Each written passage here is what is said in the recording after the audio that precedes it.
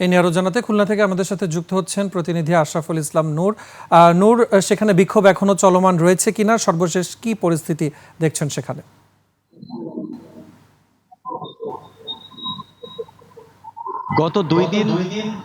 গত দুই দিন এখানেই কিন্তু বিক্ষুব্ধ ছাত্র জনতা আন্দোলন করেছে Khulna metropolitan police commissioner Zulfiqar Ali হায়দারের অপসারণের দাবিতে।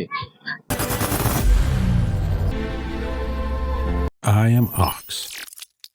তারা একটু আগে প্রেস ব্রিফিং করে জানিয়েছে যে 12 ঘন্টার আলটিমেটাম দিয়েছে। 12 ঘন্টার মধ্যে যদি পুলিশ কমিশনারকে এখান থেকে অপসারণ না করা হয় তাহলে শনিবার দুপুর 12টা থেকে খুলনা অচলের কর্মসূচি ঘোষণা করেছে বৈষম্যবিরোধী ছাত্র আন্দোলন।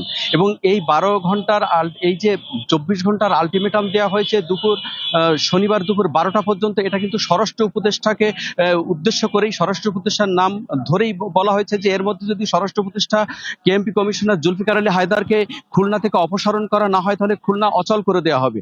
আমরা জেনেছি যে তাদের আন্দোলনের মাধ্যমে বৈষম্যবিরোধী ছাত্র গণ অভ্যুত্থানে যে সমস্ত পুলিশ কর্মকর্তারা হামলা করেছিল, গুলিবর্ষণ করেছিল, তাদেরকে শাস্তির আওতায় আনার জন্য। এবং মঙ্গলবার সুকান্ত কুমার দাসকে ফুলবাড়ি গেট থেকে মারপিট করে কিন্তু খানজান আলী থানায় সোপর্দ করা হয়েছিল। সেখানে রাতের আধারে এই সুকান্ত কুমার দাসকে ছেড়ে দেওয়ার অভিযোগে বুধ এবং বৃহস্পতিবার এই 2 দিন কিন্তু আন্দোলন করেছে বৈষম্যবিরোধী ছাত্র আন্দোলন। সেই গ্রেপ্তারের দাবিতে কিন্তু তারা থেমে থাকেনি। তারা কেন সেই সুশান্তকে ছেড়ে দেওয়া হলো তার প্রতিবাদে এখন কেএমপি কমিশনার জুলফিকার আলী হায়দারের অপসারণের 1 দফা দাবি দিয়েছে তারা।